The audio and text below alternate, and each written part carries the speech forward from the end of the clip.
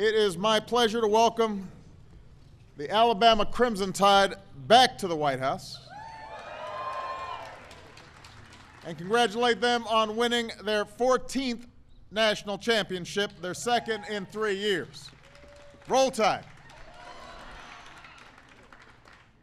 I told Coach he's making this a habit. I'm also happy to see the best team in D.C. high school football in the house. Congratulations to the other Crimson Tide, Dunbar High School, on their city championship. Might have some recruits out here, Coach. Now, we've got a lot of proud Bama fans here today. It is good to see Mayor Maddox of Tuscaloosa again. Mayor Bell of Birmingham is here, as well as members of Congress, including several Alabama alums. I also want to recognize Alabama Director of Athletics Mal Moore and Interim University President Dr. Judy Bonner for their support of the best team in college football.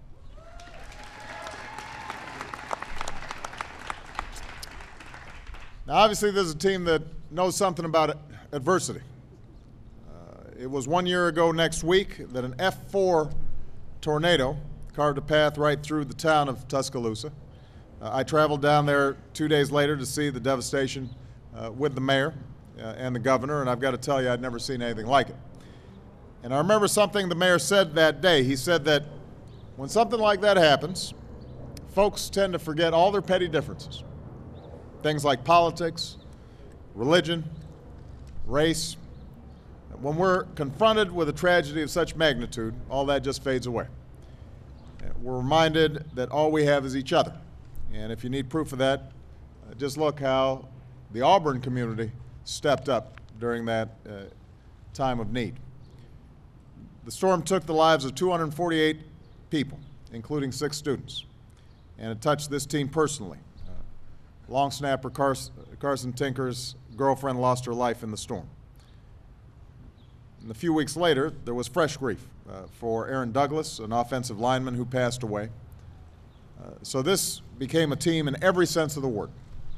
They remembered Aaron and those lost in the storm, not just with their hearts, but on their helmets with a houndstooth ribbon and the number 77. And then they took to the field. They steamrolled opponent after opponent. They racked up an 8-0 record going into the rivalry game against LSU. Folks called it the game of the century, the top 2 teams in the country, number 1 versus number 2. Primetime national television, and it delivered. It was a defensive slugfest that wouldn't be settled until overtime. In the end, one team had to lose, and Bama gave up its only loss of the season. Fortunately, they got a rematch. In the national championship game, the Tide not only beat the Tigers, they shut them out, the first in BCS championship game history. LSU earned just 5 first downs, crossed the midfield line only once, and were held to less than 100 yards. And it wasn't just the defense that played lights out. Kicker Jeremy Shelley nailed a bowl record 5 field goals.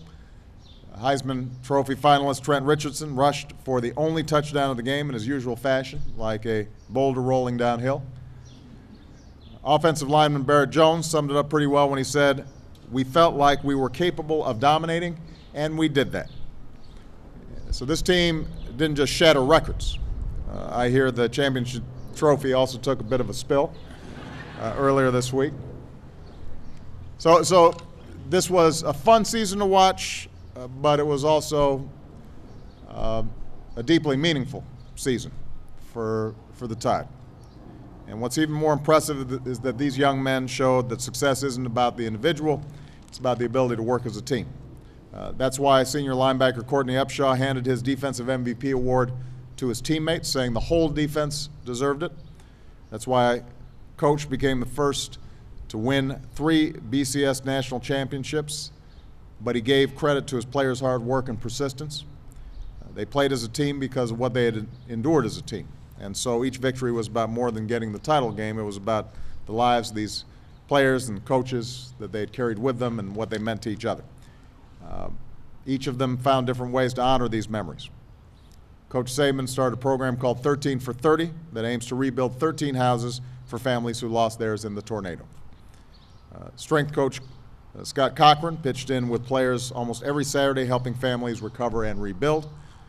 Courtney Upshaw raised $20,000 in relief funds for the impacted families, and Barrett Jones lugged a chainsaw around Tuscaloosa to remove tornado debris from homes and yards.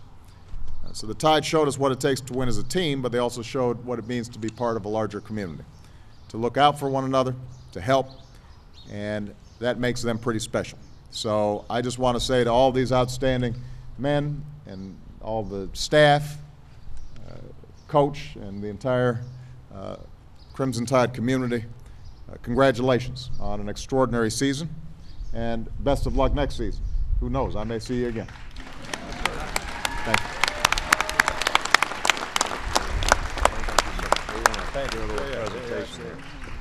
You know, on behalf of the entire Crimson Tide Nation, we would like to make Mr. President Obama here a part of our team for not only the support and opportunity that he's given our team to be here today and to congratulate and honor them, but also the support that you offered and your leadership offered our community in a very difficult time last year with the tragedy of our tornado. You know, it takes a lot of teamwork, it takes a lot of hard work, it takes a lot of perseverance, certainly a lot of positive energy and attitude to be successful, and a lot of people with a lot of discipline and responsibility to be accountable to do what they're supposed to do. Probably some of the things that, you know, our country tries to do as well, and we just want our president to be a part of our team, and we'd like to present you, Barrett Jones will present you a game jersey. That's a nice looking jersey right there. From the 2011 national champs. We'd also like to give you a helmet over here. We certainly don't want to be responsible for any head injuries that the president might have. That's. I was mentioning yesterday, I'm probably going to need a helmet between now and November. What do you think, Shelby? All right. Well, good. Well, we really appreciate the opportunity, and thank you so much for your time to honor our team. Thank you very much. Coach, I appreciate you. Well, when we strike the podium, we'll get a good picture here. Okay.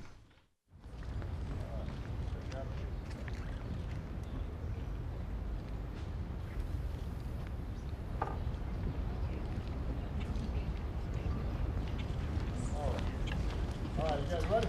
Yeah.